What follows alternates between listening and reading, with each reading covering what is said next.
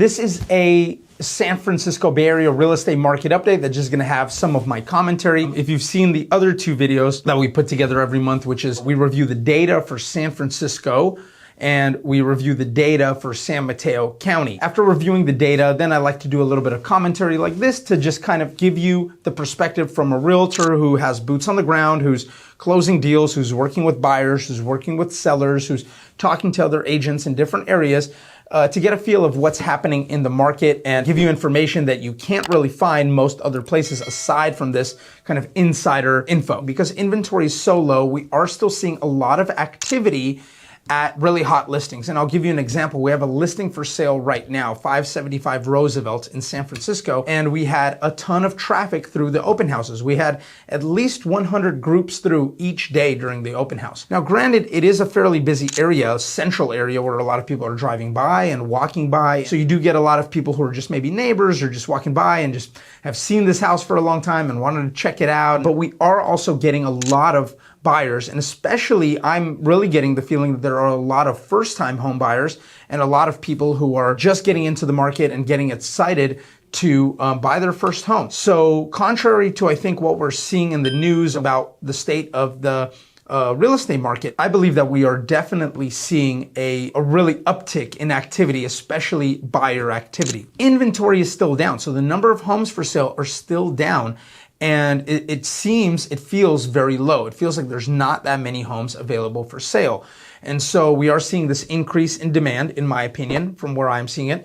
And we are seeing supply remaining very low. Now, in the recent weeks, it does feel like there has been actually a little bit of a jolt, an uptick in supply, which isn't reflected in the data for last month, if you've seen my other videos, but I believe we will see that reflected in the data for July 2023. So a lot of the news that's been coming out of the Valley, Silicon Valley, and especially with what we're seeing happening with tech companies and having to tighten the belt and layoffs and just all of this, I would say, bearish activity that's been happening in Silicon Valley with tech companies, with startups, with basically everybody who isn't the big five: Apple, Meta, Google, Facebook, Amazon, Microsoft probably can fit in that as well. Aside from all of the large companies, everybody else is feeling the pain, especially because interest rates are up. And so money isn't as easy as it was before. So I think a lot of these investors and VCs are more focused on profitability rather than just a significant year-over-year growth. And so it's putting a lot more pressure on these companies to show that they can be profitable, that they can be a sustainable business model, even through these higher interest rate, kind of tougher time environments. And so I think that does translate to our local real estate market to an extent, in that, more layoffs and less easy money, I guess, being thrown around causes less demand to exist in Silicon Valley, in the San Francisco Bay Area. In addition to that, one of the data points that's very interesting is that average sales price for single family homes is up a little bit, and median sales price is up a little bit for condos and townhomes in San Mateo County.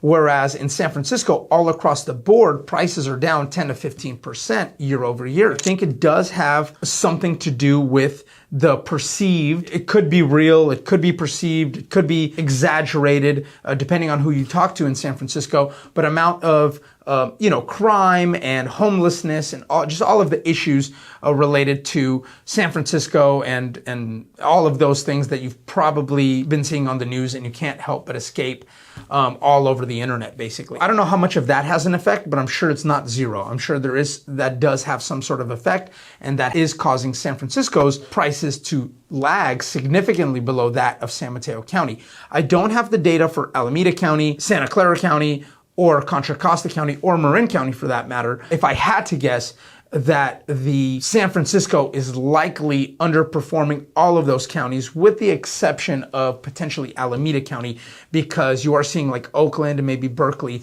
having a little bit of that very similar perceived increase in crime and just issues happening in those cities. All in all, what I'm seeing is that demand is still going strong and open houses are still very busy, and there's a lot of people coming through to properties. There are still a lot of, first-time home buyers that are willing to buy properties with this increased interest rates. I feel that maybe a lot of people are looking for discounts or are feeling that, they should be able to get homes for lower prices, below asking.